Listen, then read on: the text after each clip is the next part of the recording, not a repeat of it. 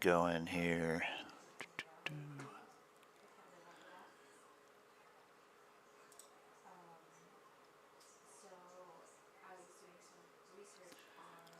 Oops. Give me just a second.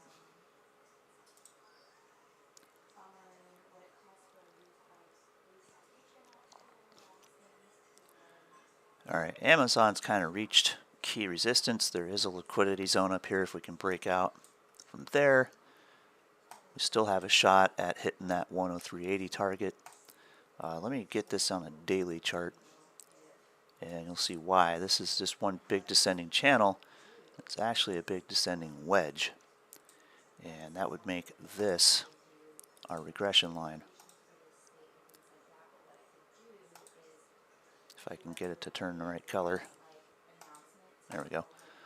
So we're playing off of that regression line and looking for a swing up to at least that 103, and possibly if this ends up being a long-term reversal where we reverse this big wedge, we could see it run a little bit beyond that to about 111, 112. And if we can break that, that 110 area here, we can end up outside this channel and start to trend up. And again, that's a weekly chart thing. Big descending channel, looking for a 50% retracement. If the market is kind to us and gives us an actual bottom and a reversal here, and we'll keep an eye on SPY and correlate that with, as long as it holds above 382, we're probably okay. But if we break that, we could definitely be in at least short-term bearish move coming out of it. So let me finish drawing this Amazon on the monthly chart. There's your angular support. One big descending wedge. There's your regression line.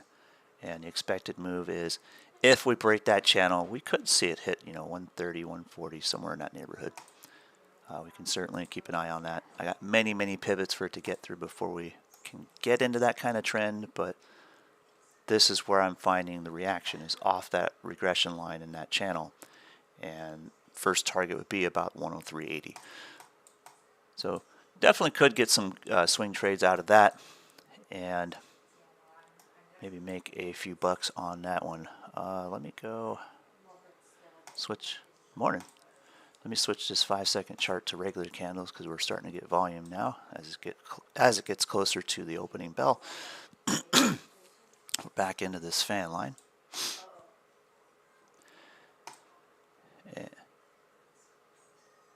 Good. That's nice and clear. It's not cutting out. Very good. All right, and I wanted to take a look at Tesla. Whoops, Tesla. I was thinking Elon and trying to type Tesla, and brain confused that one. Oh, second cup's going down now. Tesla has an interesting setup, and this is again the weekly chart. This is way out, and we've got. I'll never get this to zero. Close enough. This whole channel, 50% target would be way up here. I mean, that's 285, somewhere in that neighborhood. If we get out of this channel, I did trade this descending channel on the daily chart, and as you may know, I freaking had a great time trading that trend. That was monumentally profitable. When it comes to get rid of these technical signals. When it comes to playing out of this channel, that's what I'm going to wait for. But here's the rub. I didn't add my regression line. And I'm always preaching about that. Add your regression line. That center line matters. Well, we haven't quite come back to it yet after breaking it. So let me mark this as blue. Now switch back to a daily chart. So on the daily chart, we're actually off that regression line. Weekly chart, still haven't quite touched it yet. So this is interesting. Kind of askew with the software, but it still matters because this was still a clean reaction. We had a rejection off of it here, came up, had a reaction under it, accumulation, and a breakout above it. Didn't quite reach the angular resistance, so there's unfinished business here. If we can bounce out of this, we can start to trend out of this. So watch that 180 for your critical line. Start to trend above that. Watch for the next pivots to fall into place as we trade in a trend. It can still come back and stay in this channel. Kind of expecting it to stay above 165 and below 182. It can channel here for days and days and days before it finally breaks out. But knowing that usually a trading range will end up with a breakout, and usually the market will give you a one-to-one from the breakout at least, would put us right at the top edge of that channel after a few weeks of, well, playing around sideways. Can you get an options play on that? Yes and no. You can trade sideways if you're an options seller. You can go and sell credit spreads on either side of this, make a condor. You could do a wheel trade. You could do a synthetic long and sell options on it. Many ways to trade that sideways. But if it breaks out, you put yourself in danger. Can you swing trade it on a trend? The wheel trade can work with that, but I mean that's a hell of a lot of outlay to do it. You got to have some hedge funds to do that. In the meantime, how do you trade it? Well, you can just scalp it, and you can do what I call the rolling condor. So you can go out, June 16th or somewhere around there, set up these credit spreads, and then if price goes down, you buy back the short calls, and then you wait for it to go back up, sell the short calls again, buy back the short puts. Vice versa. You do take some outlay to do that because you're going to maintain a long position, but you can roll in and out of the short legs as it's channeling. So there's many things you can do with options with this, but as far as day trading or swing trading, traditionally, it's going to be a little tricky.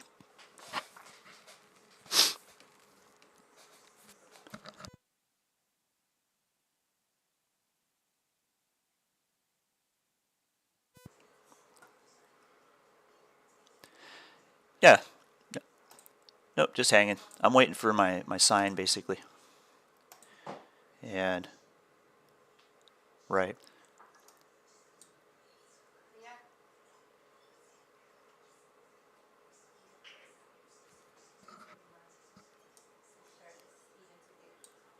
Right.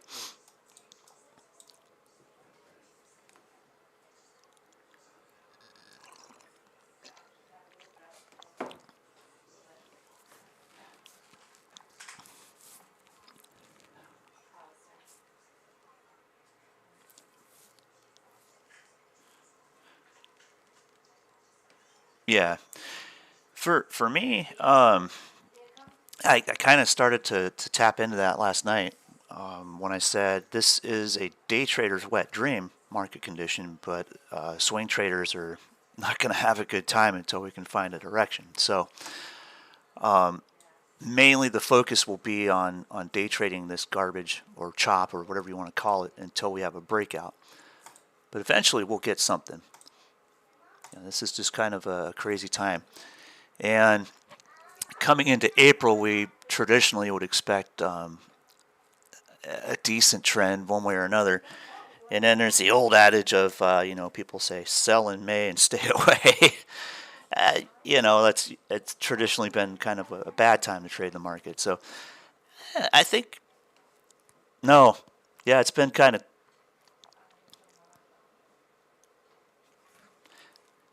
of kicked to the wayside with that whole adage, but it's still something that's thought of by a lot of people, so it's still in their minds. And oftentimes, if you realize that when you're looking at the chart, you're literally witnessing human emotion about what they feel about whatever equity it is. You can see it; it still has an effect. It's just not as dramatic as it was, traditionally before.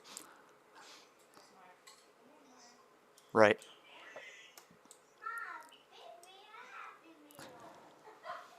Nope. That is the truth. Rotate that.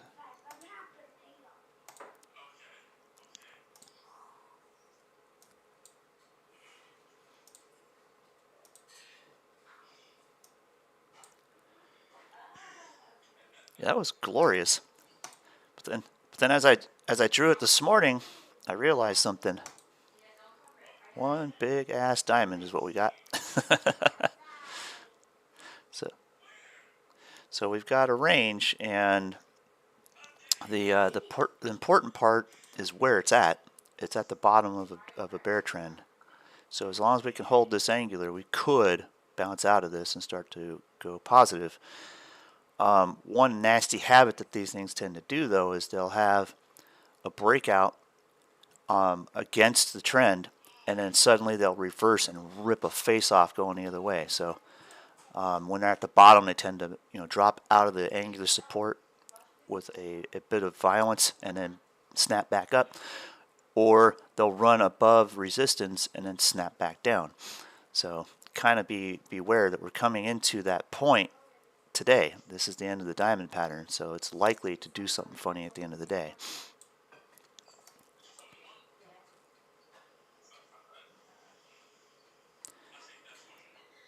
It usually will get to the end of the pattern. That's pretty regular, but the more important part is the outcome. It doesn't signify a reversal. All it does is it signifies what the expected range of the outcome would be. So if there's volatility expected, and I think next week we have some sort of Fed news coming out or something like that, I can't remember. But this can be the precursor for what's expected for volatility next week. And then typically you get a couple days of a trend, and then suddenly it'll break the trend and run to the other line, or just do some weird stuff. It just defines the range. Oh yeah. So oftentimes when you see them set up in a trend, let me see if I can find it on a 2-hour maybe.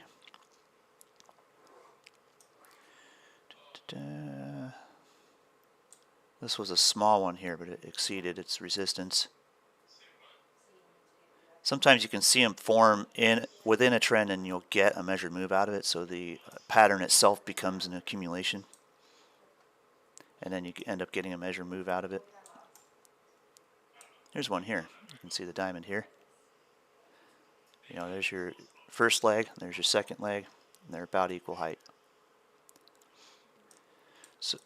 So whenever you see them, just assume that it's essentially a consolidation pattern, and that typically when you have consolidation in a range, when they break, they will usually at least give you a 1-for-1. So if we get compression here, like we had a diamond bottom here, you can see that big ass thing. We had the size of this range was repeated up here at the peak. So we got this range here, so it's a 1-for-1. And then on the extension, yep, and on the extension it was a 2-for-1. So once you got this compression, this was the 1-for-1 move. It pulled back and made a 2-for-1. And then here's your other diamond here. So if this was the first leg, as choppy as it is, the second leg reached about the same move. So 1-for-1. So now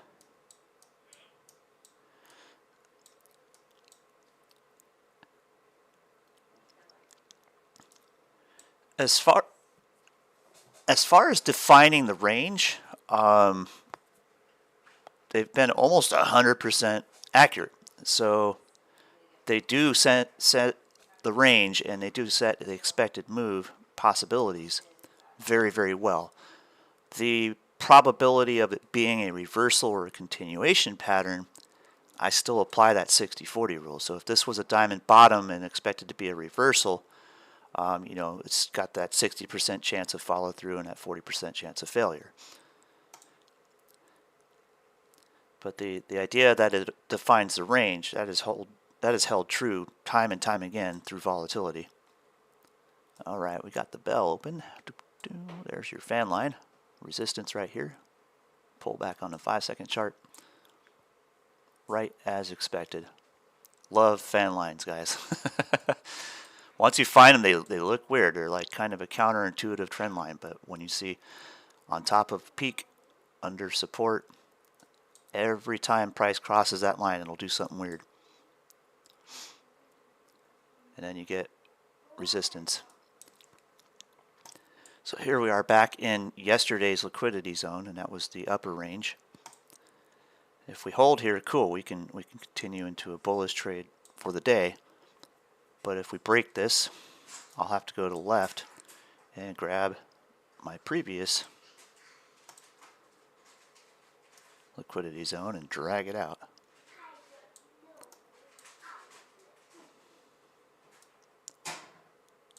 So we'll either range in here or we'll range up here.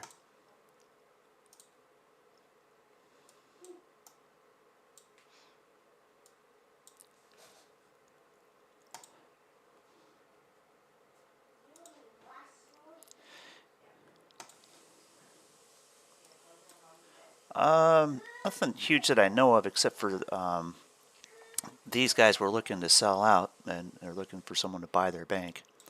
And by the way, here it is off that support line.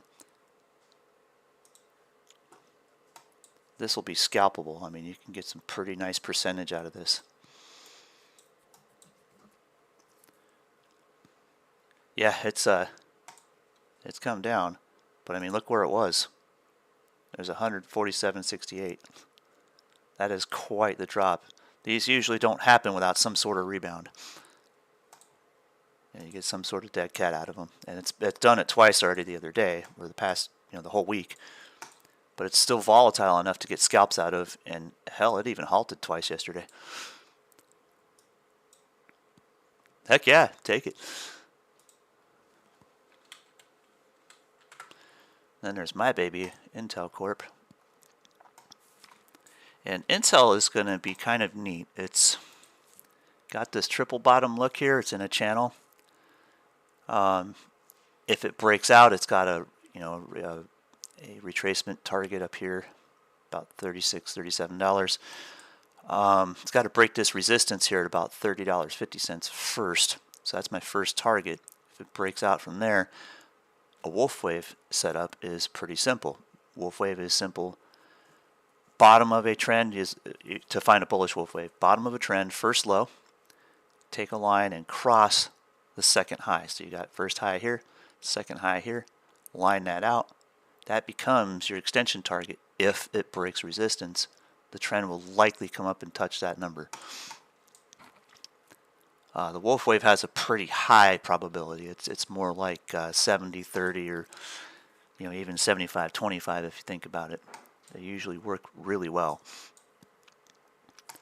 But it's got to break this resistance first.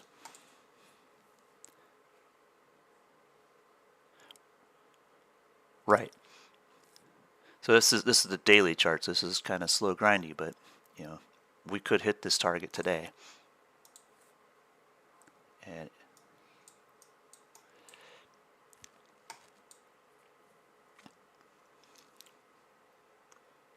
right.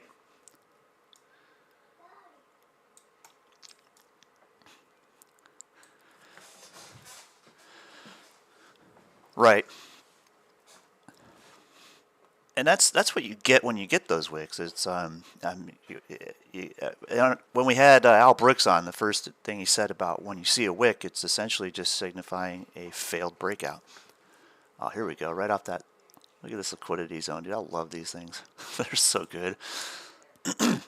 There's your double bottom. We could trend right to 388 from here. Easy scalp. There's your break. Nice, nice, nice. And then same thing like FRC here. There's volatility here, but you have a defined liquidity zone. There were lots of limit orders that were ready to sell right at the top of those wicks. Bam, short-term resistance. Where'd it go? Jeez. My trading app here is a little bit weird. It's kind of glitchy this morning. There we go. All right, fan line extension hit again. Now we've got a consolidation here in this trend. We could get a 1-for-1 outside of this and target about 3. We get about 388. out of that. Just watch for support here. If it fails here, we can certainly retrace back to 386.75 first.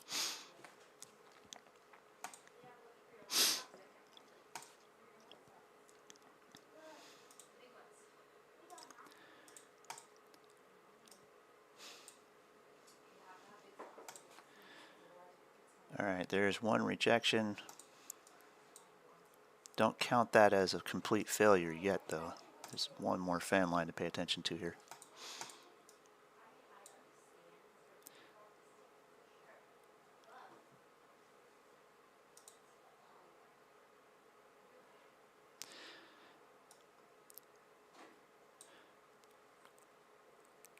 Kind of halfway both. So I can ignore this bar here and just come through it. But I went right off of this bar, which ended up under this guy and on top of this guy. And then what's cool about them, this is a 5-second chart. It's really, really fast price action. So later on, when price gets back to one of these points, it'll tend to react there. It'll either have a pullback or an accumulation or a break. And then the same goes for angular resistance. Like here's a third line here. You can come down through here. And it's just cool when you see them because you'll watch price react to them very well. And if you're scalping a 5-second chart on the ES, these become very useful. You can catch a quick bounce, rip a 2-pointer, 3-pointer right off the gate and be that quick. It's just a way to increase your speed and efficiency in your scalping on the ES.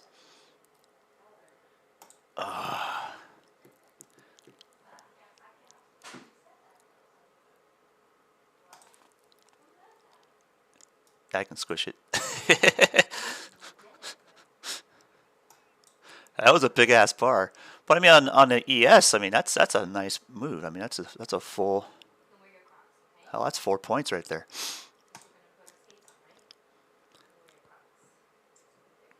That could have been. I see these pretty frequently on a 5-second chart, and they're pretty easy to find where the inflection point is. Like we had a convergence of 2 fan lines here, and it's just bam, right on top of that. And then as time goes on, this chart. So the definition. I'm still a little weird on the definition with the fan line. So it's like original GAN fans will tend to focus on one point and fan out from that one point. But I've found that anytime you can draw a trend line anywhere, you can extend it out as a fan. So eventually you look and you'll have like 20 different lines on your chart. It'll look nasty. But price will tend to revisit them frequently, and you can usually watch for a very, very short-term reversal on it. These are 5-second candles. So whenever you see price setting up in a range or any type of peaks and heights, you can set a line on there and just extend it out, and usually you'll see that price tends to react to it. And I almost think that it's kind of built in or hardwired into the algos themselves, because that's what's driving this little short-term price. All right, so I can extend that up here. We just got a basic line here, and then we can take one on top here and expand it into a channel, but we don't need to draw that.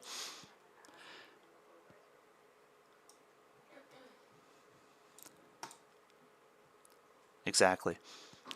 So like I can take and go like the other way I was doing it, where I take my horizontal lines and find my control bars and just extend horizontal lines out. It does the same thing. It gives you short-term price targets. So you can have a trend line, you can have a pivot line, and the fan lines will find them much more accurately on a 5-second chart, so you can know exactly where to expect that reaction or that reversal.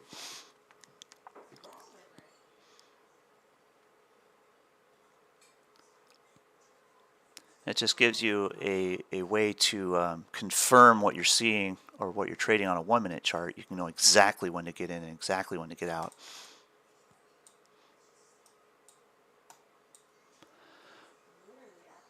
Woo.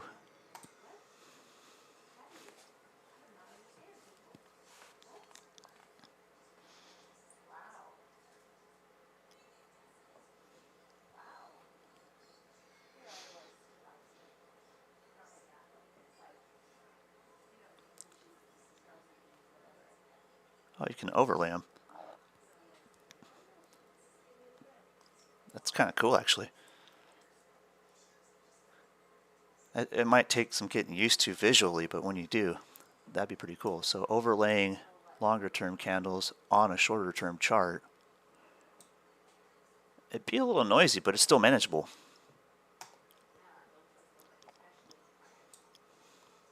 Right.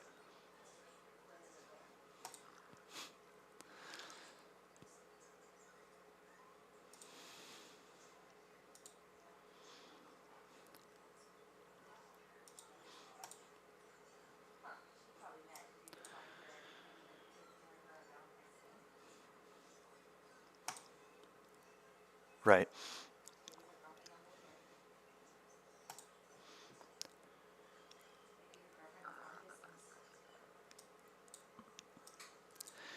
It's like when you're looking at the 5-second chart, you're looking at the structure within the structure. So you're seeing what's inside of each of these 1-minute candles. And like here, I was saying target met. I was kind of hovering around while you're talking. That's that 388 pivot. That thing is clutch because it's been a very key pivot. Now we've got this trend line fanning out here. We've got a little range expansion in this channel. And once you see that expansion start, usually you start to get some weakness and you'll start to roll over. So now we've got a bar, a spinner, and a bar on the 1-minute chart. You know, evening star perfectly met. That would have been a quick scalp from peak to base right there. So it just gives you a little bit more accuracy. So instead of taking an axe to cut your trades in and out, you take a samurai sword with a razor edge on it. You can make very clean, precise scalps on that chart.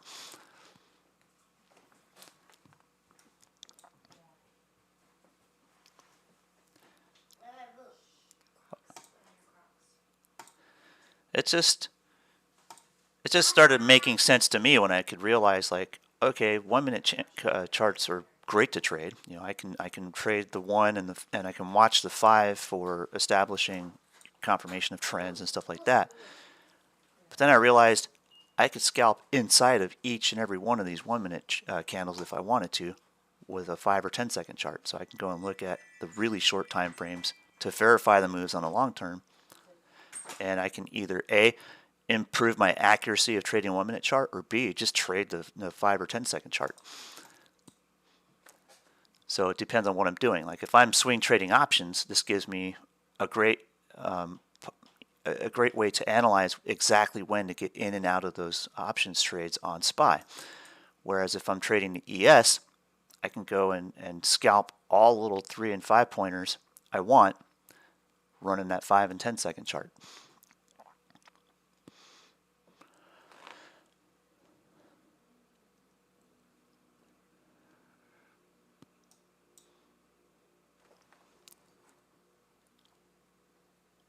Exactly. So I'm establishing where I can expect liquidity, where I can expect reversals and such on the 1-minute chart, and then I can precisely scalp every bit of it on a 5-second chart. And here's another line playing out right here. And what's cool is when you get these expansions, you can then find what the regression line is, and you just go and change the color.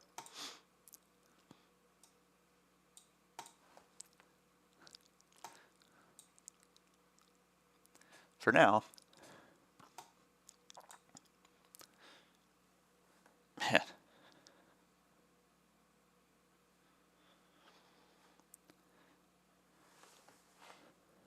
Oh yeah, it's just you know, every time you draw one of these, that was the whole point of me starting to realize that I could just draw very quick trend lines, and they resemble a fan line or a GAN fan, because they'll, you know, if I'm expanding out from a point, they eventually do converge in one place. But I can go and expect all my price action breaks within that. It's like, here's an old line, and we just revisited it, reacted to it. Got a bar down right to it, a pullback right to the other line, and then boom, this support just became resistance. And same with this. And then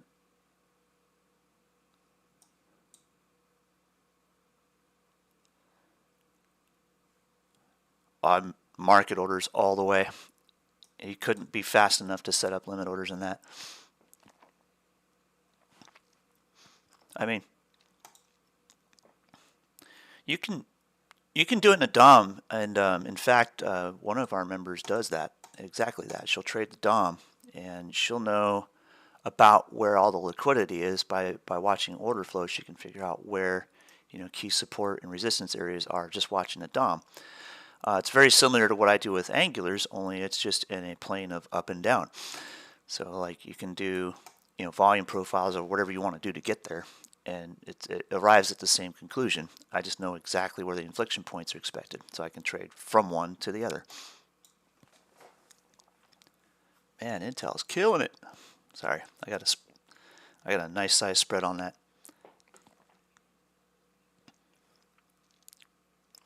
Yeah, $30 is the breakout line for that long-term trend. And once it breaks that, if it breaks that $30 mark, I'm going to start looking at a trend coming out to the wolf wave target up here at about 36.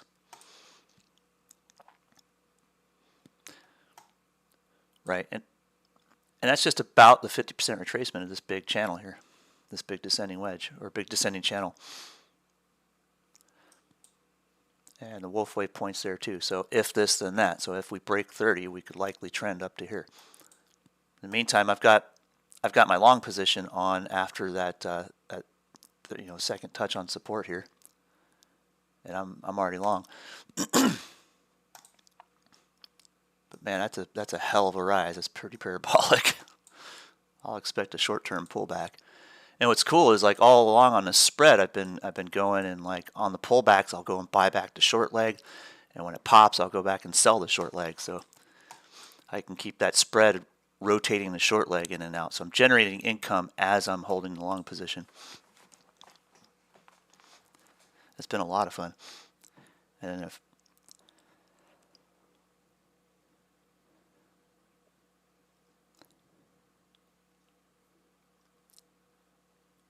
right, so the initial entry into this position was just a simple debit spread. So it's like buy one strike, sell the other strike. And when I noticed that the short strike was, you know, I sold it for like, you know, I think it was like 8 cents initially to open it, bought it back for 1, and then sold it again at 6 cents, and then bought it back again for 2, and then went ahead and sold it again for 5 cents. So it's basically paid for the long position already, because the whole initial entry on that spread was like 4 cents. And then, you know, you run something like that in size, you know, you get 200 or 300 contracts, and that pays the bills, baby. All right, FRC did break that liquidity zone, but we're right back in it now.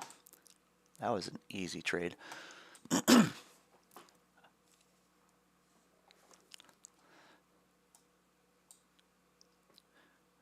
Heck with if you wanted to, if you have a separate monitor, you can capture my stream on this and restream it in the penny stock room.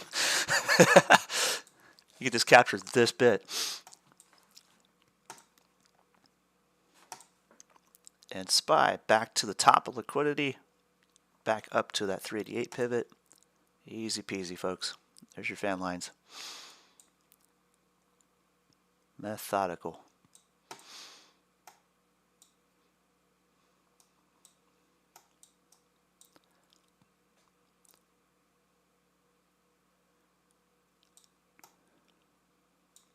Yeah, it's not like wolf waves. Wolf waves are very specific.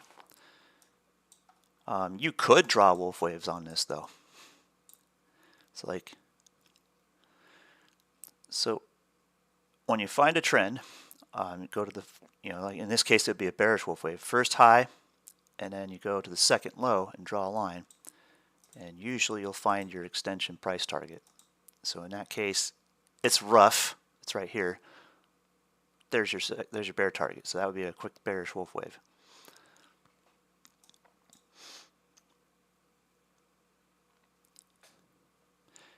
Right. And then the same goes for bullish wolf waves. So we got, first low, there's your first high, second high. We could draw a line extending up here, and it met right here. It was very quick.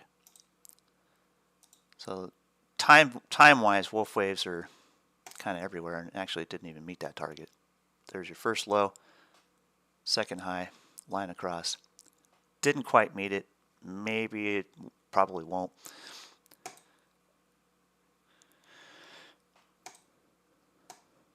Right, and you can find a quick direction. So they're usually pretty accurate, but you've got to be in context too. You got to know where your basic resistance and support is going to be.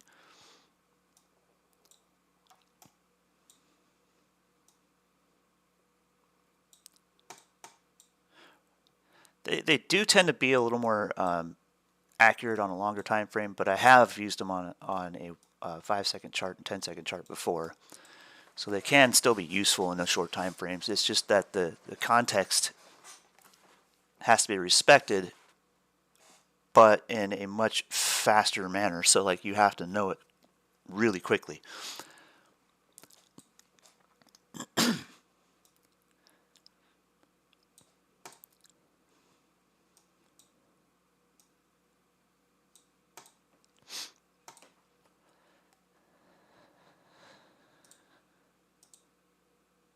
Yeah.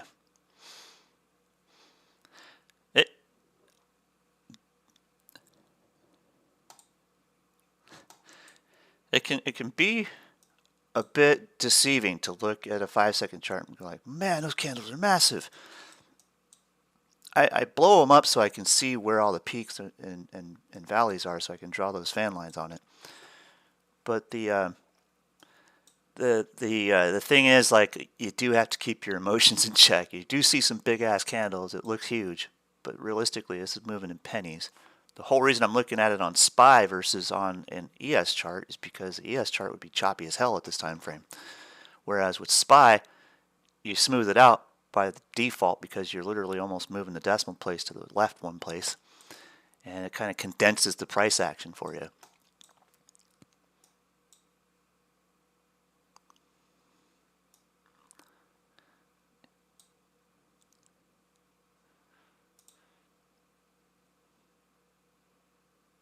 I'm going to find it. We could go, let's see, first low. 1, 2, 3, second high. That doesn't play. Not here. Unless you were to see through it, you could go and be parabolic that way, but that's not going to hit. But I'm getting ready to draw another fan line. I'm just not seeing exactly where the setup is yet. I think we're right in here.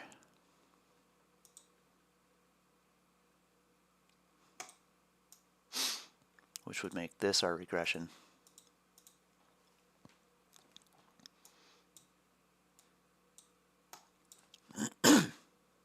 Right to it. Bounce. I love that. It's like, respect my authority. Poof. It's there. It will respect you. And what I have found is that I can actually draw these fast enough to be able to react to the trade and trade it simultaneously. Yeah.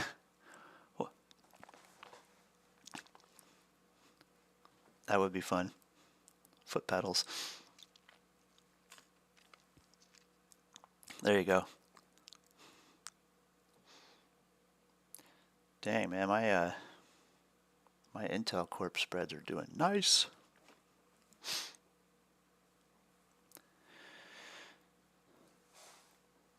Getting close. We're at 170 now. Now, mind you, that's what it shows on the initial cost basis. I've swing traded the short leg several times, so it's like not going to display it in my broker. But the default is 170.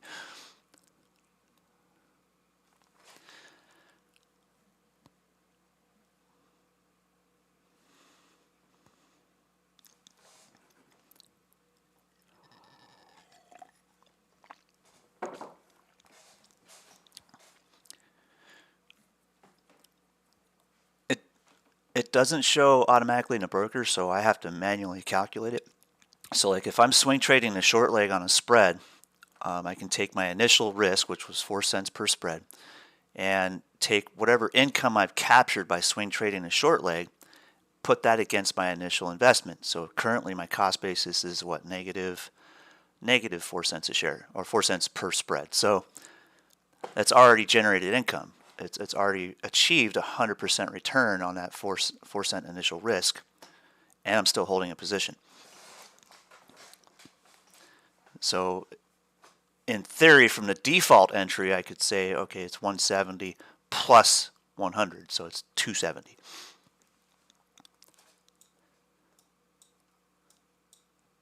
And like yesterday, I closed it a bit earlier than I should have, but I had one in AMD the same way. And I ended up closing 450% on it overall. But yeah, I could have stayed in that trade for a while. I just wasn't 100% sure it was going to break this guy here. 88.04 was my target.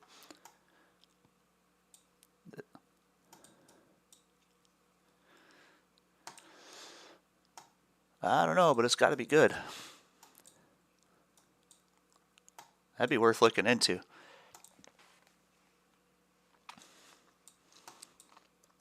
Oh, I'm sure.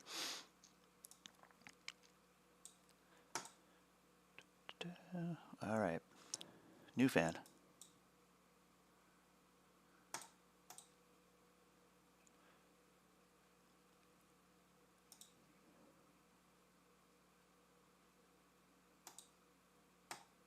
Oh, quite a bit. Yeah. So I'm always paying attention to where that linear regression is. Like if I go to my longer time frames, I can find it. And like here we have this channel coming out of this diamond. That's your regression line. There's your angular regression, angular. So we've been between these two ranges twice. Knowing where that linear regression is on a longer term chart can help me to verify and trade trends. But mainly, I'm looking at all the scalping in between. So it's like I know where that trend is. I know where my bias would be for. I would probably be taking more bullish trades than bearish trades, or in a descending trend, I would probably be taking more bearish trades than bullish trades. But in a sense, it doesn't necessarily dictate my position on a long term, because I know that SPY can be very volatile, whereas any other equity, I can literally go to a day chart and figure out where that regression line is, or figure out where the retracement line is, and take a swing trade. So the other thing about swing trading SPY is that the efficiency sucks because the time decay is just nasty on options positions, right? Trying to wheel trade SPY, and I know a lot of people dream about wheel trading SPY where they're holding 100 shares and selling covered calls and cash covered puts on it. Dollar for dollar, the yield is like 0.0 or 0.4%. It's not even significant for outlay.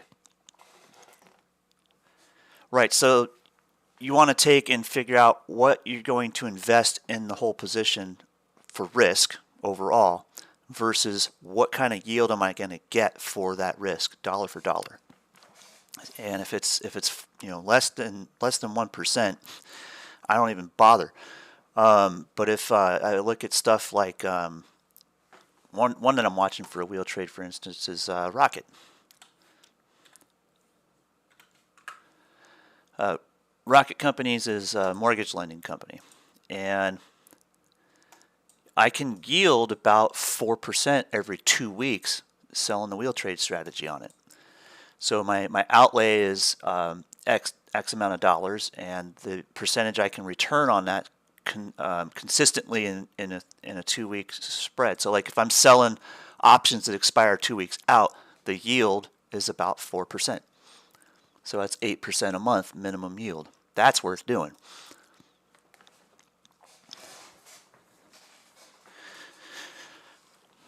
because it's got enough volatility to make the options initial value, or the initial premium you get, is pretty high.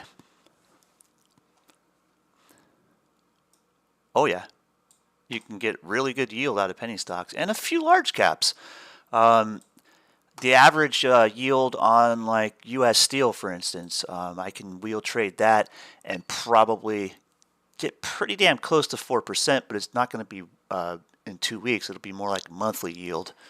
So it'll be quite a few dollars of outlay to do that. And I just got to ask myself, is it worth 4% a month to mess with the wheel trade on that? I'm kind of on the fence about it. It would be good if I was running, hedge fund type of account with lots and lots of money in it, sure. But if I'm running, my personal account, I don't have hedge fund money. So I got to go and do what I can and get the most bang for my buck. So if I'm swing trading, I'm going to look for the best possible return on outlay. And that, it's like 38 or something like that. Maybe it's lower by now. 24, sorry. That's way down there.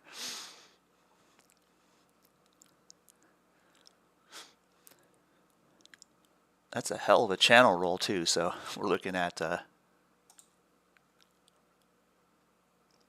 that could possibly bounce here. It's got right on the daily 200. I'll keep an eye on it.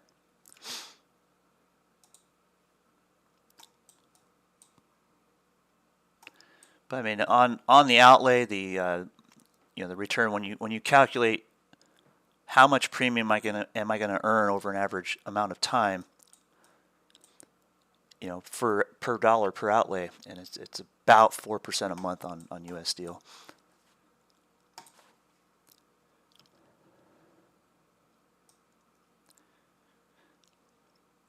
Yeah, it's not really a target I'm looking for. However, that excludes my style of wheel trade. So my style of wheel trade, I'm constantly swing trading the short legs in that. So like I'll take, intraday price action. If it's trading in a channel, I'll go and like buy back the puts when price is high. I'll buy back the calls when price is low. And then inversely, when that price is low and I bought back that call, I'll go and sell the put again because it's going to be higher. And then when price returns to the high, I'll go and sell the call again. So I'm capturing the price action as it goes along. So when I say a 4% yield in a month, that's the traditional strategy where you just sell the monthly and you sit on it until it gets to the last week, and then you buy it back for like 5 cents a contract and roll it out to the next month.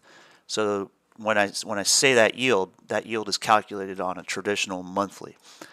That does not include how much I can get on volatility. So like if it swings around violently, I can go and literally swing trade those short legs over and over and over again and take advantage of the price action where I can capture a hell of a lot more than 4%. So comparatively, like with my CEI example from, that's almost a year and a half ago,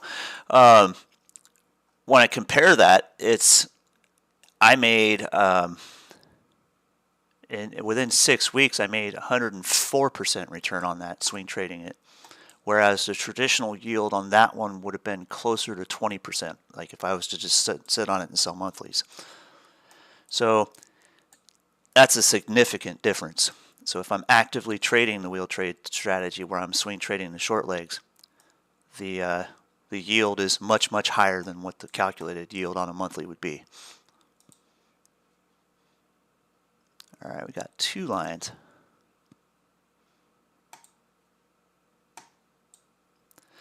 Okay.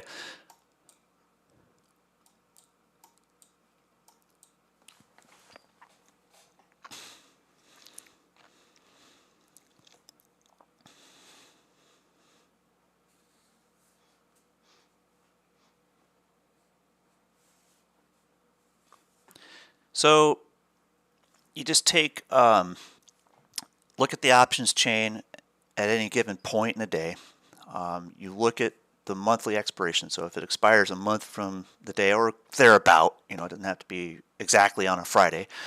You go look at about a month out you take your couple strikes out of the money calls and your couple strikes out of the money puts, take the premium you would earn on that, add it together, and then figure out what percentage of the total outlay of the cost of stock would be twice. So you would take, for U.S. Steel, for instance, because you're selling a cash covered put, that's considered outlay because it's weighed, earmarked the cash in your account to cover that position.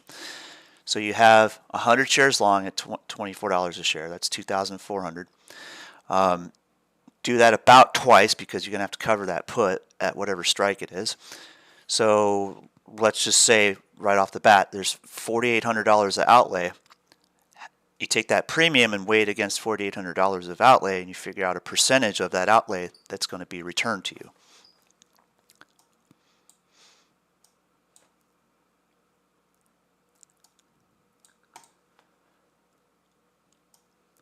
So like if you're making your calculations on whether or not you're even going to bother actively wheel trading, and when I say actively, it's when you're swing trading those short legs. When you're trying to calculate what's going to be the best stock to do that on with the best yield, that's what you're going to look at. You're going to look at the traditional wheel trade yield, and then you know you're going to at least get that even if you poorly manage the trade. But if you actively manage the trade and you're really good at capturing those moments of price action, you're going to probably at least quadruple that yield or more. And that's even if you do that kind of haphazardly. Like, you're going to miss opportunities. It'll happen. And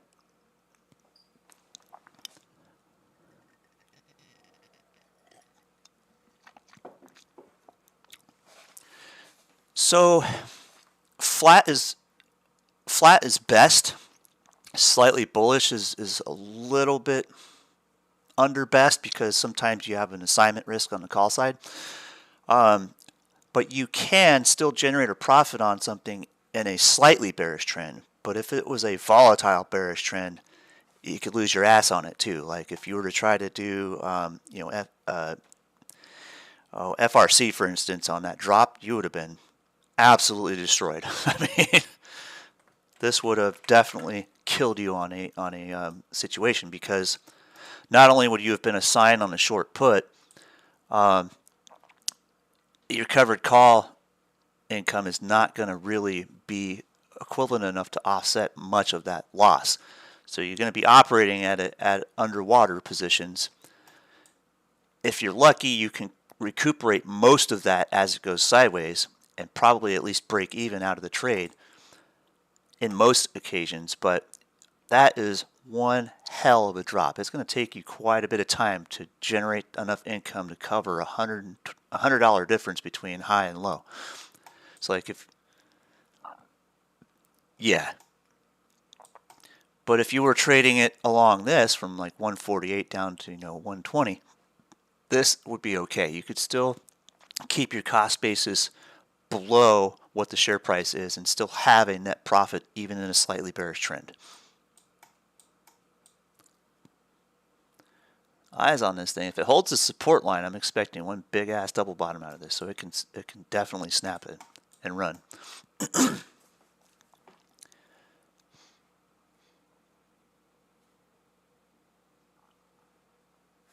I extended them. I didn't move them. I did add a couple too.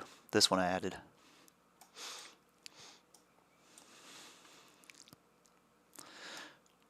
Well, I added it and linked it to here, and then prices at it a second time.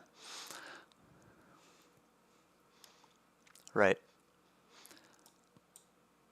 And then there's a short-term line right here.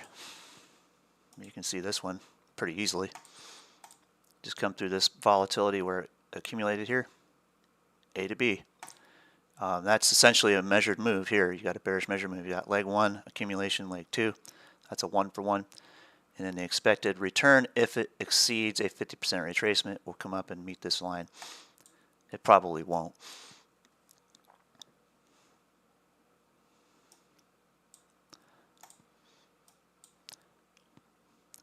Right, so you could literally set just a pivot point right off of this.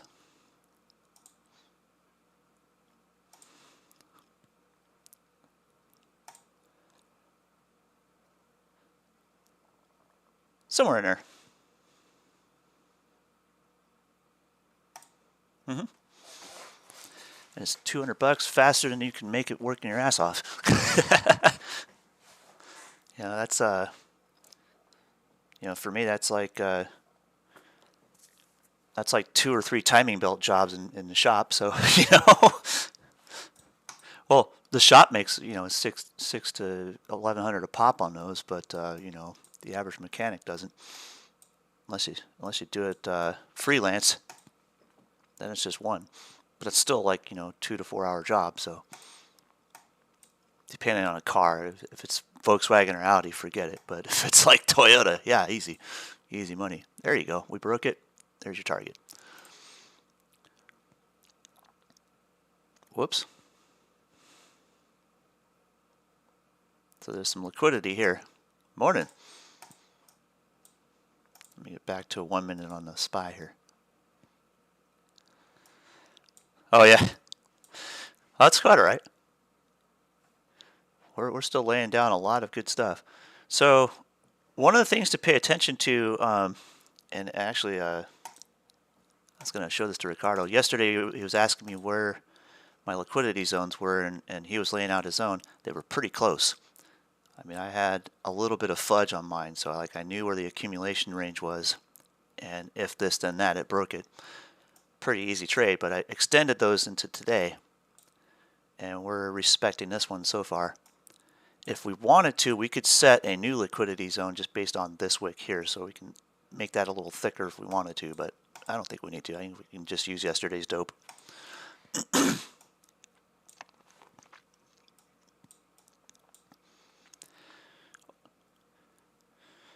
Yeah, so sometimes you can scalp in it. Like you can know exactly where resistance and support is.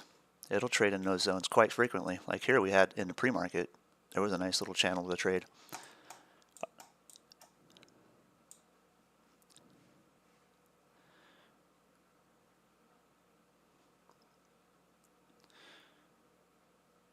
Yeah, and those are pretty good range. So I mean that's let me blow this up. Yeah, that's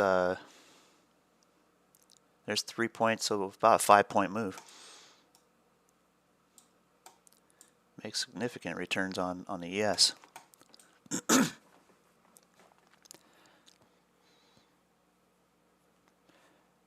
All right, I'm going to look at a couple of my options positions and see if I need to make any adjustments. And I better be watching INTC.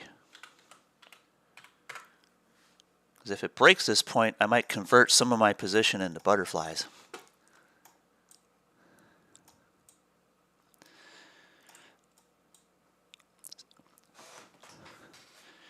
So the traditional butterfly is put on for either a debit or a credit. And the way they work is you have 3 strikes. So you have above the center and below the center, and the body is usually where the action happens. So traditional butterfly would be, just an XYZ example, like just generic. Let's say your stock's trading at $100, and you want to put on a butterfly at about $120. So you would sell 2 120 strikes, and depending on how wide you wanted that butterfly, you would go and buy one, 115, and then 125, and it would be a 3-leg position. The idea is that at or near expiration, you want the center or the body of that to be at the money. And then you get the difference because you have a long position in the money, the width of the spread. So the idea is you get, minimized risk for a potentially huge return, but the probability is not that great unless you can really nail your spot on price action to know exactly where it's going to be at expiration. You're going to have a hell of a time making significant profits on a butterfly, but you can at least capture a little difference. So sometimes you can close them and net like $2 or $3 or $4, depending on what you put into it. So that would be a long butterfly.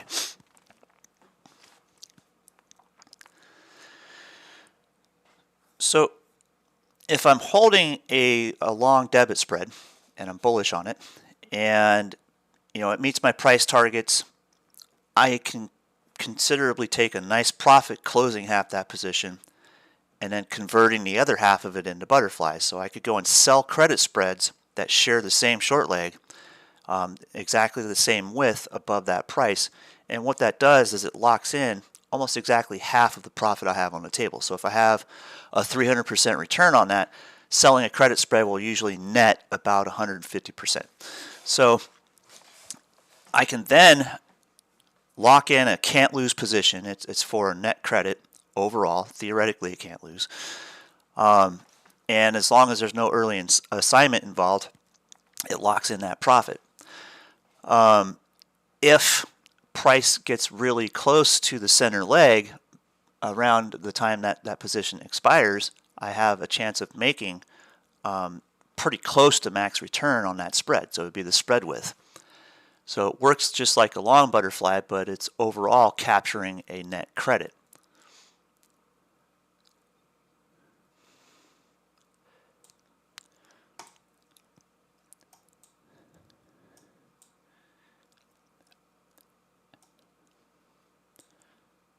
Potentially make even more. So like just as kind of an example, on my Tesla trade that I did, I converted half that position into butterflies, locking in 650% returns, and I could not lose 650% on those. In the end, I was able to close the butterflies for a net of 1,300%. So as price got close to my center leg, which was the 200 was the long position, the 205 was short, and the 210 was long. So as price broke over that $200 bill, I was in the money, but the expiration was still a couple weeks out then. So like I had to take action on that, because if the price breaks above the body of that butterfly, the 205 strike, I would then be giving back the width of that spread. So I'd be losing the chance to make max profit. And if it ran over the whole position, all I get is that 650% that I locked in, and everything gets assigned and exercised, and it works itself out. So it still can't lose, but I stood a chance of capturing 1,300% by just closing it. So I can go and buy back the two short legs and sell the two long legs.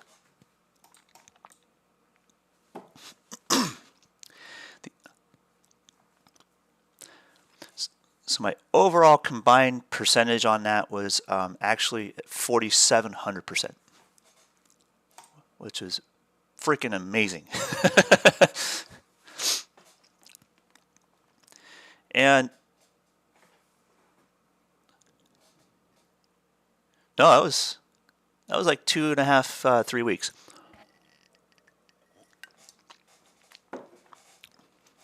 It was a lot of fun.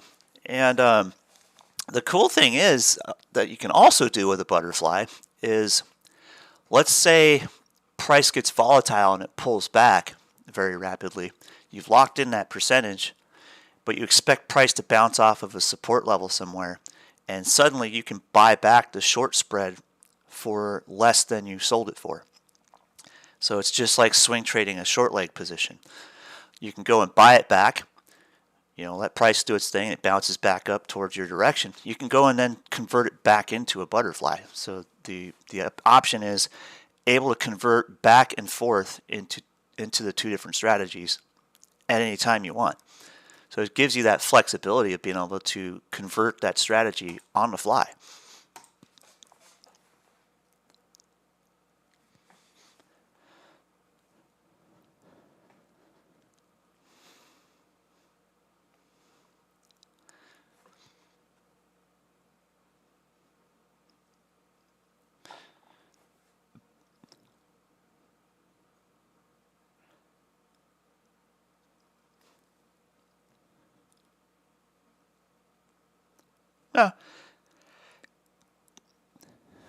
Yep. I just kind of passively managed it. I didn't even have to really be laser focused on it.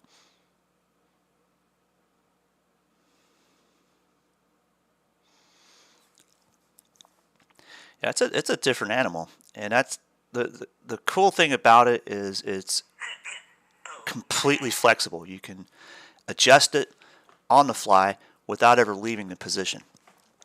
So you can convert from one strategy to another and then back again all you want. I mean, you can even go and adjust it to where you can set a pattern outside of it. So like you can go and sell a credit spread on the bottom side of it as price is running up, and then when it gets to the top, you can then go and sell a credit spread on top of it, and you still lock in your gains on one side or the other as price is moving. So like you can have a butterfly in the middle of a condor. You can convert it 100 ways from Sunday and still maintain very nice income without ever really holding any equity. You're just trading the options.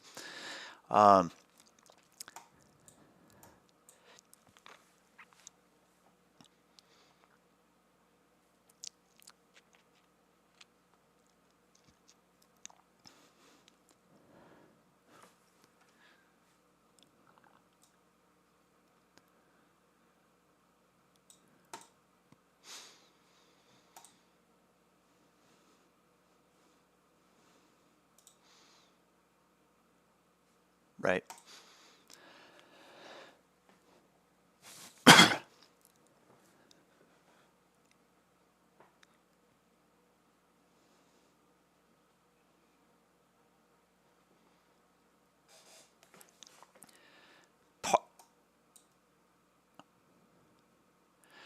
So when I remember Anton Krell used to talk about this, the 90-90-90 theory, where he said that 90% of new traders will lose 90% of their portfolio value within the first 90 days of trading. And that's kind of true. You know, and some people would call that trader's tuition. Well, I'm the difference because I started with nothing and built it into something over time. So like I started from the bottom up. I didn't throw a bunch of money in the market, lose most of it, and then figure out how to trade and then get it back or keep what's left of it. It was strictly built up from the bottom and just developing skill as I go. So the one thing that was very challenging was most of the time you make the biggest returns day trading, and if you're really bad at day trading, you'll lose a lot of money really fast. So that, and then also being in an account where you need to have it as a technical margin account to have anything other than just single options positions open, means that you're stuck in the PDT rule. So the disadvantage is you get 3 day trades a week and you're kind of screwed if you try to day trade options in that account. So for the longest time, I actually would open 2 different accounts. I had a cash account that I would day trade SPY options on, which did very well. And then I had a margin account that I could trade complex options on very well. But then something kind of dawned on me when I was day trading SPY options. I'm like, I could actually go and lock in profits in an account that is under PDT by simply, instead of buying and selling the leg of an option that I'm day trading, I could go and sell the strike above it or below it, depending on which direction I was going. If it was calls, I could go and buy a call, at the base of a trend, like if I bought down here. And instead of closing that call, I could go and sell the next strike above it to lock in profit. Can't lose, and it stands a chance of earning the entire width of the spread. So if it's $1 wide, and let's say I bought a contract at 40 bucks down here, and then up here it's worth $120, I could sell the next strike for probably around $90 and lock in the difference, and then still have a chance of earning more with the whole width of the spread. So if it expires in the money, I make the difference between the two legs. If it expires out of the money, I've already locked in my profit and I didn't commit a day trade. So technically, you could also do the same thing with 0-day options. So SPY has 5-day-a-week expiration now. So if you wanted to day trade a 0-day option because they're stupid cheap, you can get in there for very low risk on a small account that's under 25,000. You can scalp the difference by literally, instead of closing it, sell an option against it that has the same expiration and walk away. You get your premium right in your account instantly when you sell that, and you can do whatever the hell you want with it otherwise. So like, let's say you think it was going to reverse here. You could then go and buy a 0-day put, ride that sucker down, and do the same thing on the bottom. You can go and sell an option against that put, lock in that profit. So you can day trade all you want in a PDT account, and all you have to do is, instead of closing a position, convert it. You convert a single leg option into a debit spread that is opened or completed for a net credit, so it can't lose. Hey, you can let them expire. If they get assigned, you've got the thing is, when you buy an option and it gets, or you sell an option and it gets assigned, it doesn't count as a day trade. Yep. So if it ends up in the money at the end of the day and it gets assigned, well, you just exercise the long one and poof, you keep the difference. So, you lock in that credit and you don't have to worry about anything. The only caveat is you have to make sure that you adjust your profile questions to make sure that you qualify and sign up for level 3 options trading. But you can do that with an account under PDT. And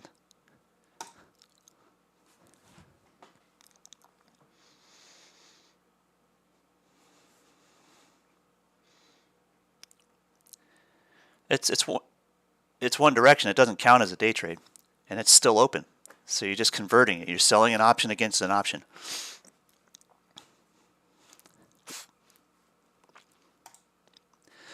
So it's kind of a little known thing. There's not a lot of retail traders who know about this.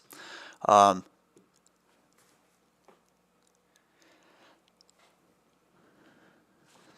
yeah. It's a beautiful workaround is what it is.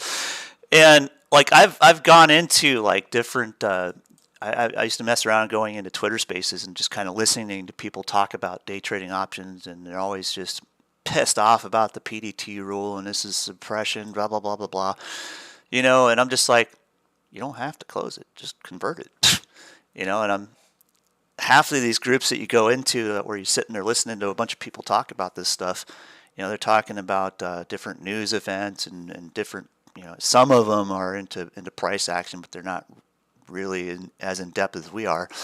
They'll go and they'll talk about their different trades through the day and stuff. I'm like, man, it would have been smart to just convert that and then change it into the other direction. So if it was trading in a channel, you could do both sides. You could build a net credit condor that can't lose and just let it expire. You don't have to give a damn. So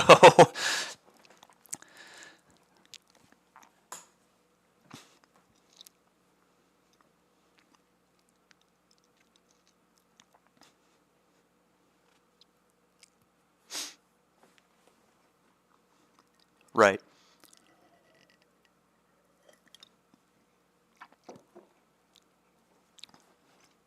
Right.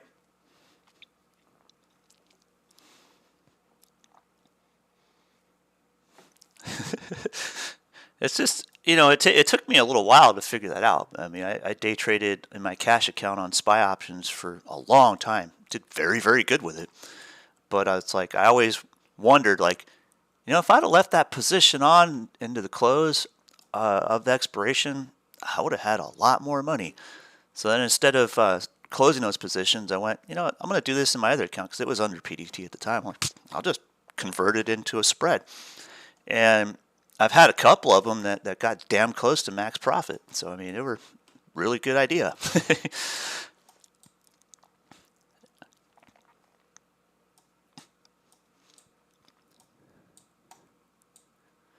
It's just kind of a different way to look at things, and all it takes is just a little bit of critical thinking on the whole subject.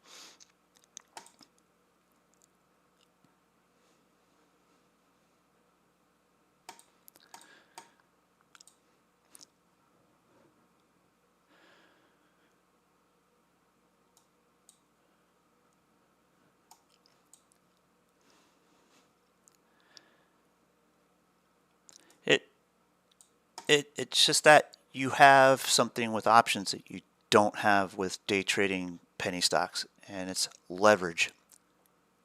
Each contract controls 100 shares. So intrinsically the value changes 100 shares at a time. So like if you're holding an option and the stock moves a penny, that's $1. As long as you omit time decay, because time decay is pretty rapid when you're dealing with SPY particularly. But as long as it makes that move in a couple minutes, you've made $1. You go and take that to 10 cents, you've made $10. You take that to 50 cents, you've made $50. It's the having that ability to leverage the money that you outlay and risk in that position. That was the attraction. So like I could go and instead of trying to day trade one share of SPY or something in a small account and make pennies for the amount of risk I have in it or the amount of leverage I have in it at one share, I could just as easily go and pay like $50 for an option and double its value in minutes and be done for the day and make $50 on a $50 risk. That's 100% return. So suddenly you have massive amounts of leverage, and then when you start growing your account size, instead of going into a position where, okay, well I can trade 10 shares of SPY now, you go, well, if I trade 10 contracts, I have 10 times the leverage. So that 1 penny move is $10, that 10-cent move is $100, and that 50-cent move is $500. It's just a matter of scaling up your size on it. Nice pennant right here.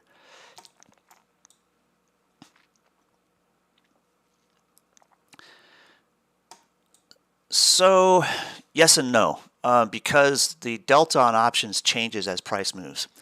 And if you find what I call the sweet spot, where you find the best correlation between price and delta, you go and, like, I used to have the sweet spot at like 38 to 42 cents a contract, 2 to 5 days to expiration on SPY options, and I day trade those. And I found that the delta shift is what paid me, and it became apparent that, like, okay, a delta of 0.02 isn't much, but it also can't move against me very much. So if I'm wrong, I have plenty of time to react to it and get out and at least break even or take a minimal loss. Whereas if price moves with me, you look at the next few strikes and you go, one strike away from a 0.02 delta can be like 0.035 or something like that.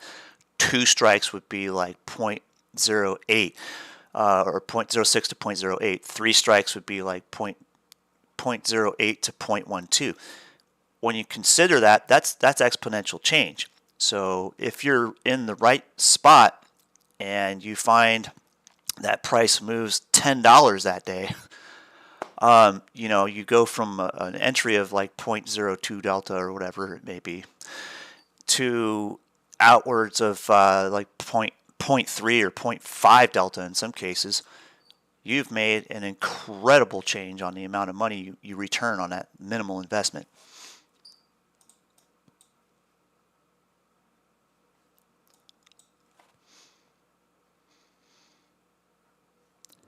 So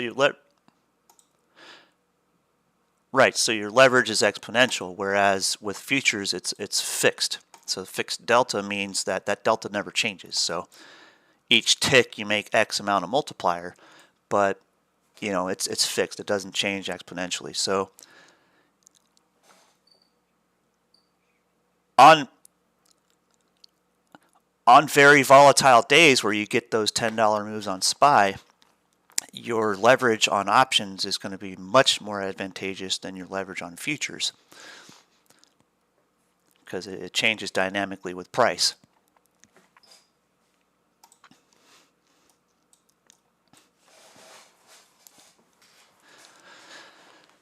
Right. So the other part of it is, if you start with a low delta on out of the money options on SPY, for instance, that low delta can work against you much less than a fixed delta on a futures contract. So your risk can be minimized considerably compared to futures. So like you take and compare, right, or even a few days out if you're just day trading it. You don't have to care. But the difference is that you go and you trade a futures contract, and say it moves against you $1, you're running a whole point against you. So that's 4 ticks on the ES or what have you. Compare that to $1 move against you on an option that's got like let's say it's a 0.06 delta. That's 6 cents per dollar. So like if you spent $50 on that contract, you're going to lose $6 in a $1 move. So it'll be like worth $44 when you go to close it.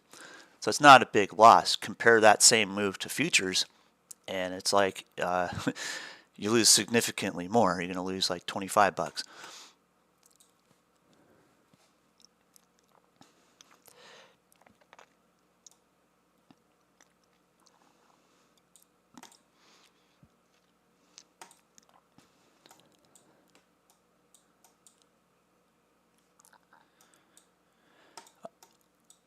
I never did that.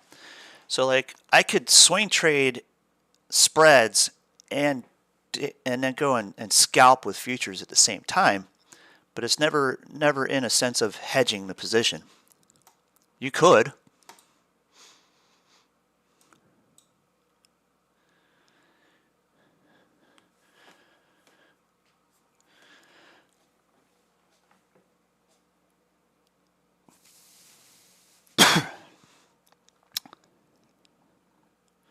Right. I mean, originally they were designed to be insurance policies, and the other part of that people often forget is that they were also designed to build flexibility into your positions, not just security. So when you think of an option contract as a way to add flexibility to an existing position versus insurance, it changes the dynamic on what you do with them. So I can go and use it as more of a dynamic way to control a position. And that's exactly what I do when I do a conversion. So like I am literally hedging a traditional security position by converting it to a different strategy. So it just adds X amount of flexibility to an existing position.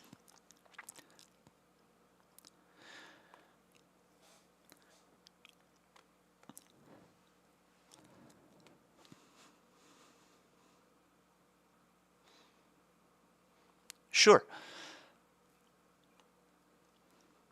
Exactly.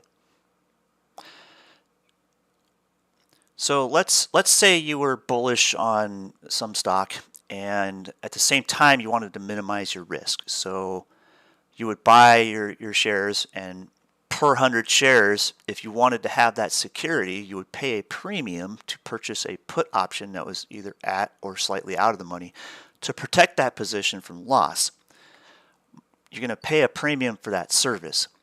So the flexibility is I can take and buy that put, and if I have a price target in mind where I would be comfortable selling that position to capture my profit, I could also sell a covered call around that strike and be paid a premium to provide that security for someone else. So I would be willing to sell them my shares so they could continue their trade.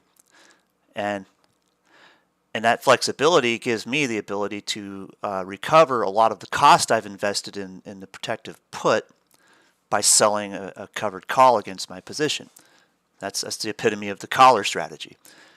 So on top of that, I could actually go and adjust this position any way I want. So let's say I have a position long and I'm willing to double that position. Let's say I have 100 shares of XYZ. And I think I'm bullish on it long term. I want to pick up some more shares at a lower cost. I could also sell a put to open so that I collect a premium, and if price should fall to that strike and I get a sign on that put, my cost basis is reduced by whatever I make on the premium less the strike divided by 2, because I now have 200 share long positions on assignment. So theoretically, you could also sell puts in the money and collect extrinsic or intrinsic value on them plus a premium. So like let's say I'm in a stock at $100 a share, and I go and I sell sell a put that's in the money at that point for a 105 strike, and I sell that for, say $600. Well, that $600 offsets quite a bit of my cost basis. It offsets 6 cents per share, or I'm sorry, $6 per share off that 100. So then I have a cost basis of $94 a share just for selling that put in the money. I know I'm going to get assigned on it. That breakout was nice.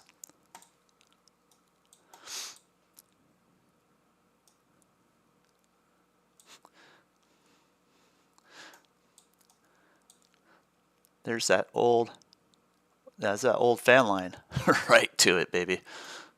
That thing was way back here.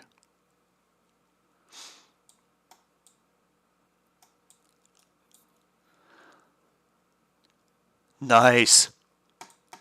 Awesome work, man. Killing it. I love me some killing it. There's your tweezer looking thing. There's liquidity here. Limit orders took that right off the board, but look, we got support down here at the 388 pivot. We've got short-term support at 388.60. And if you just count this wick here as another liquidity zone, you can establish it even on a 1-minute chart.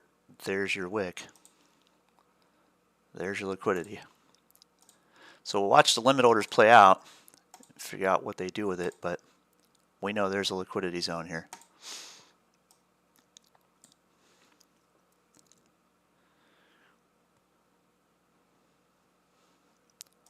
Right. Or if it rejects here and it breaks down through it, well, we know where the pivot is, and we know where the lower liquidity zone is too. So if it trends back down into this channel, we end up with a channel. So we end up with a range day. If we break this, we get a 1-for-1, we go above this liquidity zone, we could get a full measured move out of this to like 390.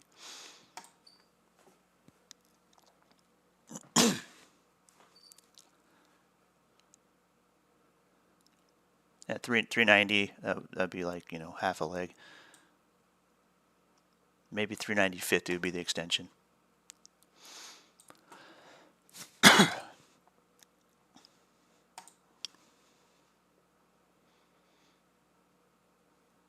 Right.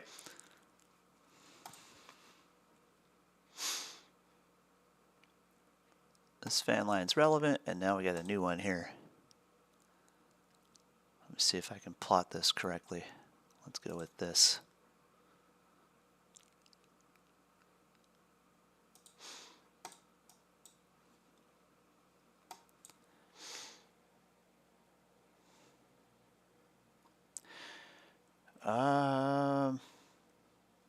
Older contract for SPY. Hold on a second.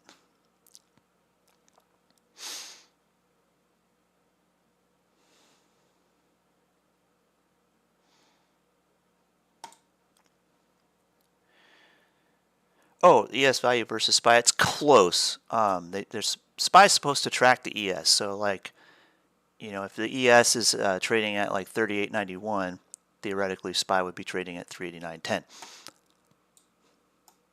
They're supposed to, but they're never quite there. But you can still get the size of the move from SPY. So like anytime it moves 10 cents, that's going to be 1 point on the ES. If it moves 30 cents, that's 3 points, and so on and so on. So that's why I'm using SPY to calculate my moves on the ES. The other reason is with that decimal point, it kind of condenses price action a bit. So the candles on the 5-second chart are much more smooth. So you can actually find your targets much more efficiently with a 5-second SPY chart versus a 5-second ES chart.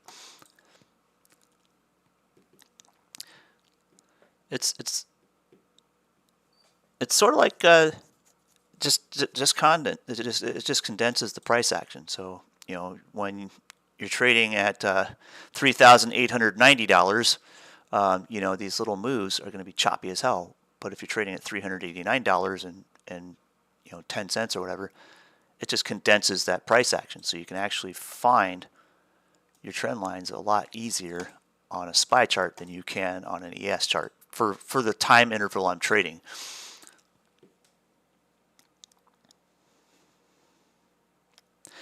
Yeah, so that's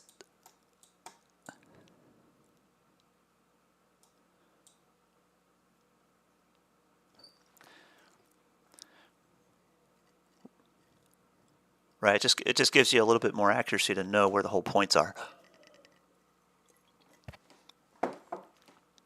So to answer GK's question here, that's why I do it with SPY as well, because on my free Webull app here, I can have a 5-second chart, but on TOS or TradeStation, I can only get down to the 1-minute interval. So this gives me a much more accurate analysis of that 1-minute chart, knowing exactly when to get in and out. Comparatively, TradeStation does give you the option to have a custom chart. You're right down to 1 second. Hell, you could go down to 1 tick on TradeStation. The only caveat is the broker is not very stable. So sometimes they have a data dropout, or they'll lock the account, or some other nastiness will happen. And if you're in a position where you're scalping a 5-second chart and it starts to run against you, you get screwed. So that's why I'm not trading with Tradovate anymore. I will trade with TOS and probably TradeStation or Tastyworks. I haven't quite decided yet what I'll do for the small account. But the big account, I'm going to be running on TOS because there's a hell of a lot more stability there. I don't have to worry if I'm in a big position, and I'm scalping that 5-second chart and I suddenly get locked out of my account. It's not likely to happen with TOS.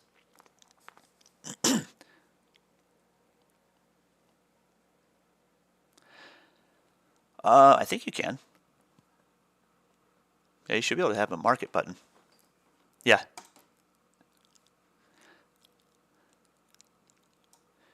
Yeah, I couldn't possibly trade a 5-second chart with limit orders. There's no way in hell. It's got to be market.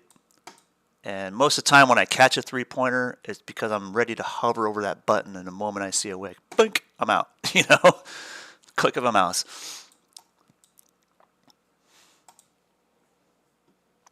So Ninja actually owns Tradovate, so you could probably utilize the same broker for 2 different accounts.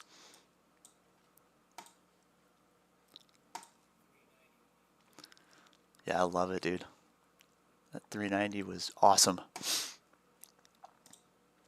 And we're extending. 390.50's next.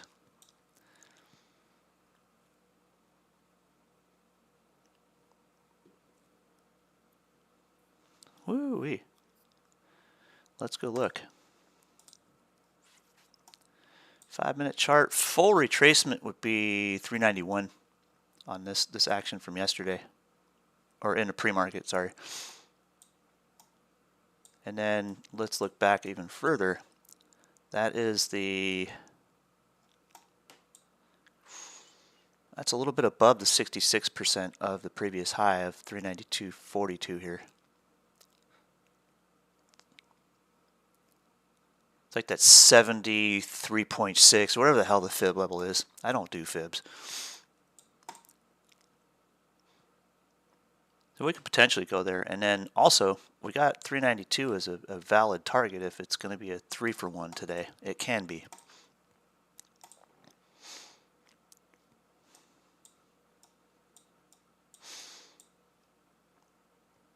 Let's see, here's the 1-for-1 split right here. There's 1, 2, which would take us to about just under 391. That'd be a good 1-for-1 on that range break.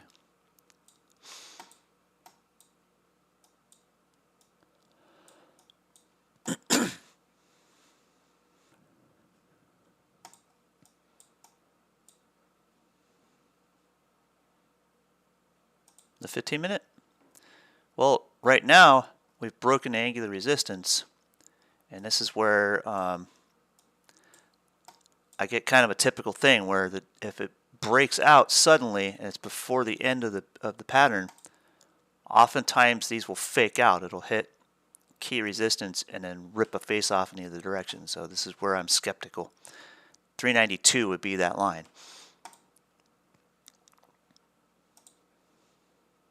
Right.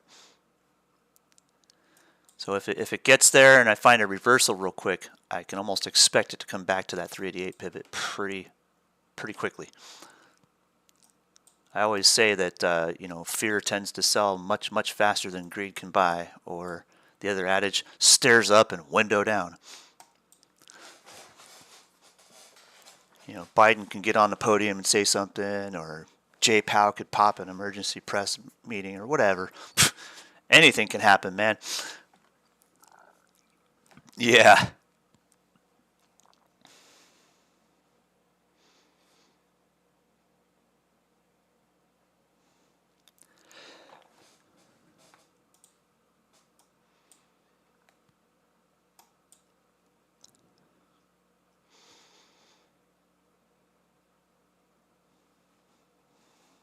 Right.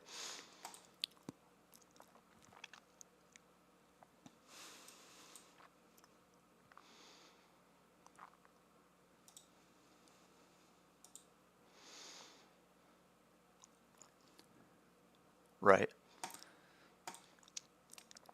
Yeah, I mean they'll correlate. They'll be somewhat vague of each other, but they'll never be the same.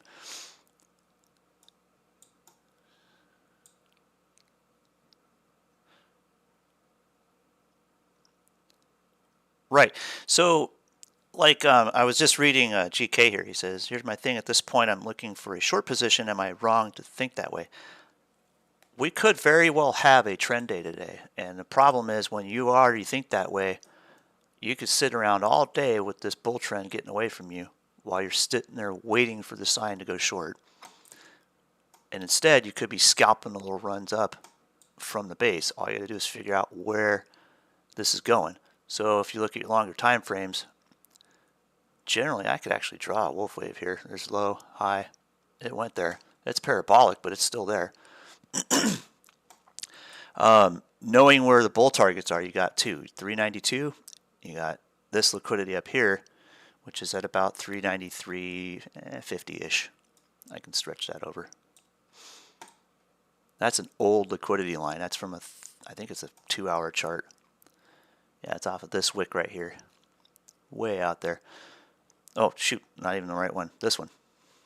And I think I might have dragged this over, but I think it was supposed to connect back here. I'm lost at this point. I might have to draw a new liquidity box, but we know it's in there. Yeah, it's still rolling. 392 is the extension, and that would be, like we were saying, full retracement of the previous high. Give or take a, you know, half a point on SPY.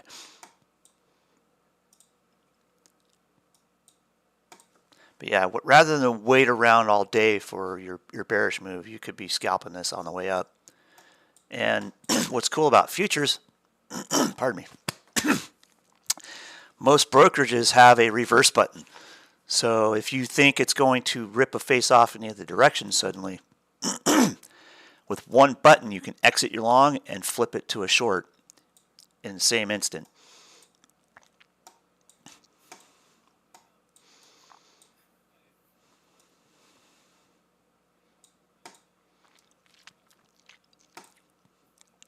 Yeah, you sit there thinking about it. Yeah, 3960 would be 396 on SPY.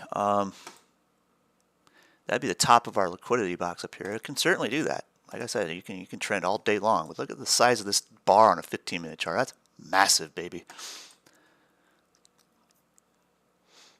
You know, go to the 30-minute chart. It's still massive. If you get a 1-for-1 out of this and it extends up to 396, which it can because you have that pivot here at 392. Look how vertical this was. Retracing that whole thing can extend us to 398 even. We could get that trend. Oh yeah. So I mean, we knew coming down that this was our red line. This was our key support area. And boy, when that blew, dude, that was fast. So it can go the other way just as fast. Nice work. Or 80 points.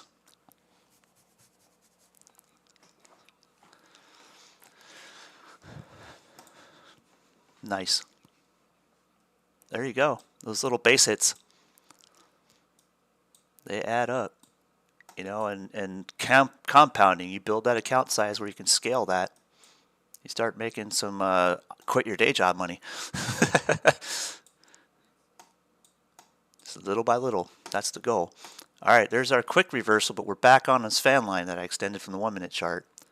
So this can pen it here or it can break over. Just kind of know where that is. It's the same as this one. And probably in the next few minutes, I'm gonna get up for a little while. I gotta go and eat something real quick. I gotta let some coffee out. Kidneys are just starting to float.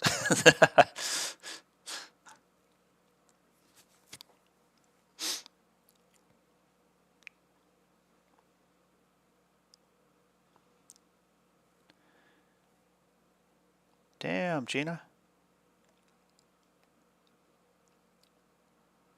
Oh my goodness. Well, this is odd. That is a massively wide bid-ask spread on the short leg of my my speculative FRC position. But it's even bigger on the long leg. That'd be like a 2,700% return, but it's not real. There's a skew there. I'll wait till this bounces off support here, and if somebody buys this bank, dude, it'll go right back to $100 a share. So I'll wait and see. Intel Corp is just grinding along. I've profited at some of my position, just kind of closed a couple of the debit spreads involved there. And if it breaks this line, I'll probably convert at least some of it into butterflies and ride the rest out. I've got April 21st expiration on that. I could probably considerably or safely hold that position to the end of the month here if I wanted to and still have time left on it enough to work with it.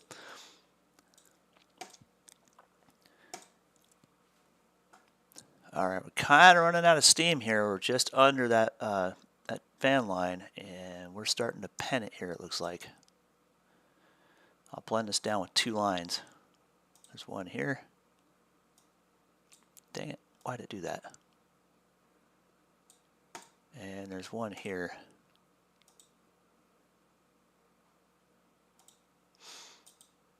You can almost make this your regression.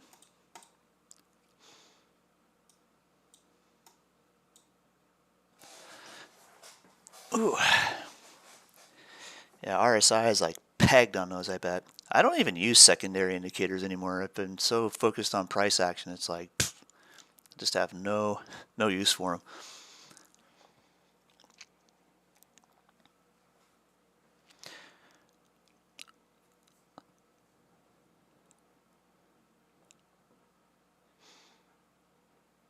Right.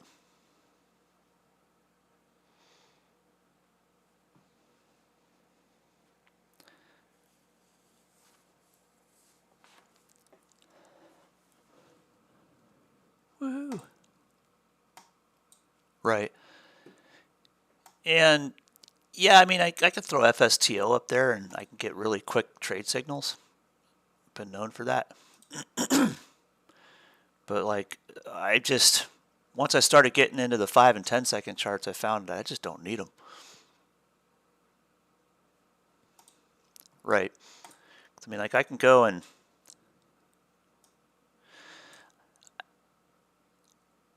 no, that was Scott. Scott did that one. So like right now, FSTO with fast stochastic is freaking pegged, more or less. But there's divergence here on the 5 second chart. So like you could say, okay, that's peaked out. It can break down here. It can give you a signal, and convergence, divergence here on a 1 minute chart would confirm it and run it back down, sure. But if you already have the price targets on your chart in the first place just by running fan lines, you get your signals from the price action. You don't need a secondary signal. So it's like I just don't use them. There's no point in it anymore.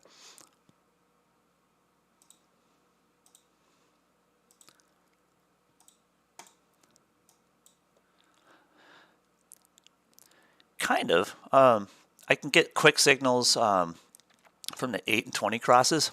Those are really quick and easy. And then when price diverges on the 8 period, you can see a breakdown here, and then a confirmed continuation when 8 broke to 20 here. So there's a quick downtrend. There's your 3 to 5 point retracement right to that regression line. Whoops, I dragged the whole line. I'm notorious for that too. But like you go and compare that to what you'd find on just the price action alone, you really don't even need those if you come to think of it. It's just there to kind of give you exactly where the trend breaks. Like here we have a quick break. We're back above the 8 period. We could reverse and hit this line. Using that on the 1 and 5 minute charts, it's a little cleaner. So here we have price under the 8 period on a 1 minute chart. I can use this to confirm that it's likely to resume at least to that regression line first here. And then at that regression line, let me see if I can spot where the price is. What is that? 391.10. So if I go and correlate that with my 1 minute chart, I could draw a pivot there if I wanted to. And have a short-term bear target, or I can have it as a consolidation target. Dang it, I hate when it does that.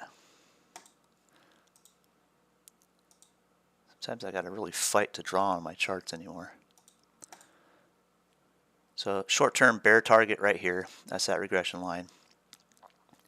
If I'm expecting a bar to come back above the 8 period here, this is where it'll be. It'll be along this line, 8 period will come down, price will break above it.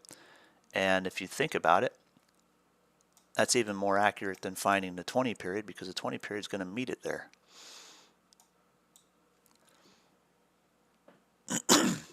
So clearly it's going to come down to whatever works for you best as the individual. I just find that as time progresses, as I get better and better at trading price action, I find myself needing less and less secondary indicators.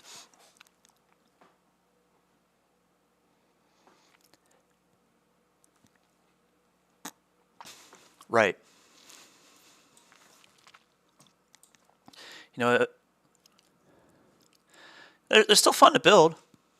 Yeah.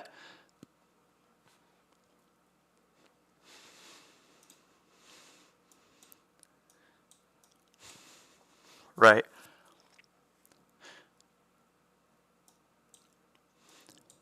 The eventuality is, as time goes on, you can trade naked. You don't need secondary indicators of any kind. You don't even need volume bars.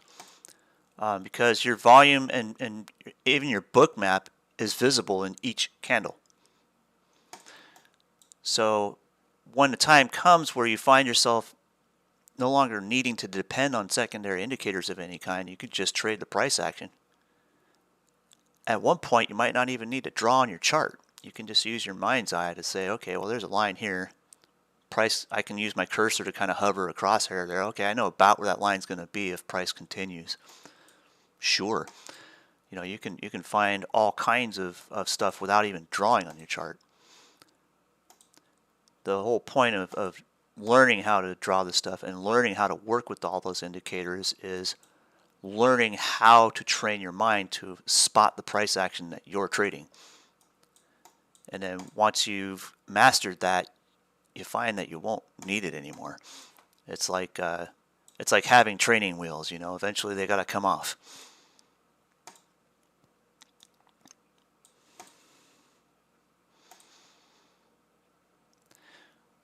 We're within reason. We're at that 391 pivot. And if I'm expecting a quick push here, this is where I'd find it. And I'll turn the indicators back on. Well, just the moving averages. There's your 20 period push. There's a hammer. This is where I expect the bar to cross the 8 period. Just knowing where that support was in the short-term chart gave me the idea. All I need to do is confirm it and trade it.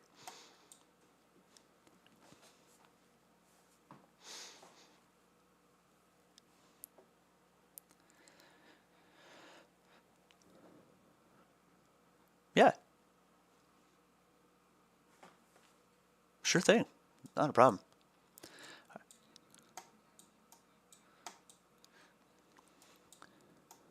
Oh yeah, definitely keep it. One thing I wanted to ask you real quick. I've noticed that like when I leave my stream going, even if I'm not present in voice, there's still quite a few people watching. I had a quick question. So I know a lot of people here work a day job. I'm wondering if that audience is watching while they work, because that'll give me an idea of what to do with future use of that, because I know sometimes if you're on a computer at work, they'll restrict you from using Discord. Many employers will do that. We're currently embedding video in our website, and most employers will let you have some freedom to access websites. So like if you wanted to just kind of know how I'm thinking while the day goes on while you're at work, so you can maybe take advantage of some dope I'm putting on the chart and make a trade, in spite of me not being present in audio, is that kind of a benefit for you? Is that kind of what's going on?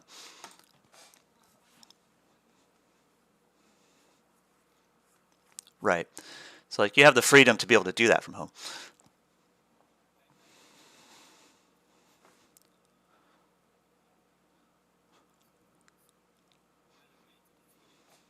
Yeah.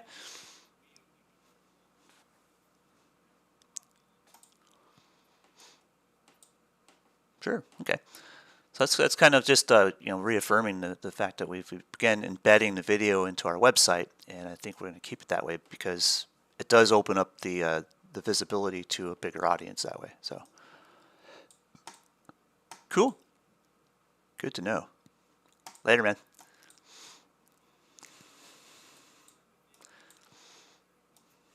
Anytime. I'm glad, man. That's what I want to do. Is I want to make good traders out of all you. I don't care what it takes. I'll be here. Anytime. We'll see you guys later.